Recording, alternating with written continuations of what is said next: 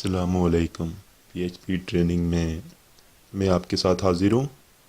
آج کی اس ٹیوٹوریل میں ہم دیکھیں گے کہ ہم یوزنگ پی ایچ پی کسی چیز کو کس طرح پرنٹ کروا سکتے ہیں.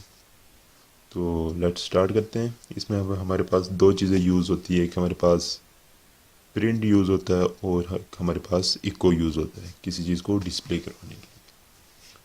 تو لیٹ سٹارٹ کرتے ہیں. سب سے پہلے ہم ایک فائل کریٹ کریں گے.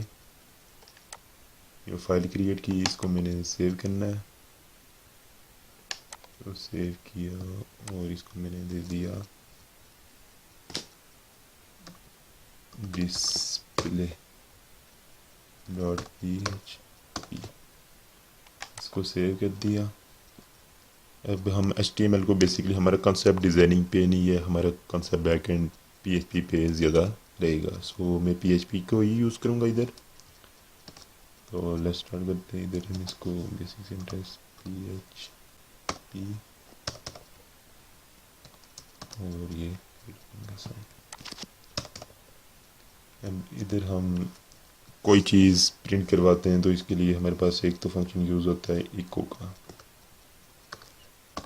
ایکو کوٹیشن مارکس اور ادھر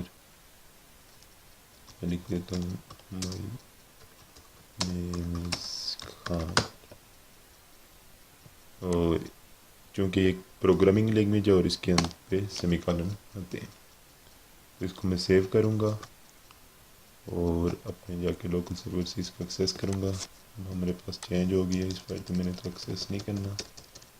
اب سمپل اس کو کلک کریں گے تو یہ دیکھیں اپڈیٹ ہو گئی ہے اور اس میں ہمارے پاس display dot P H P آ گئی. اس کو میں اوپن کروں گا اور اس نے یہ پرنٹ کروا دیا مائی نیم از خان.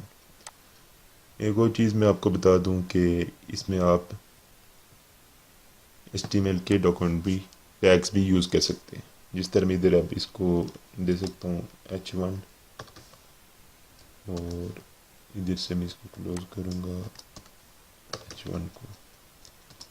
اس کو میں نے سیو کیا اور ادھر سے جا کے اس کو میں ریفریش کروں گا تو یہ دیکھ سکتے ہیں مائی نیم از خان. اس نے H1 ہیڈنگ میں پرنٹ کروا دیا. اسی طرح میں اگر اس کو میں پرنٹ کرواؤں یوزنگ پرنٹ فنکشن کے ذریعے تو یہ بھی آپ یوز کر سکتے ہیں. پرنٹ دس از پرنٹ اسٹیٹمنٹ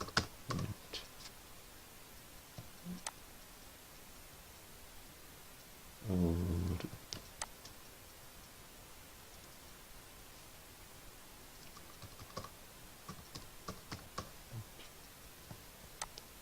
میں یہاں سے اور اس کو میں یہاں سے بریک بھی کر لوں گا.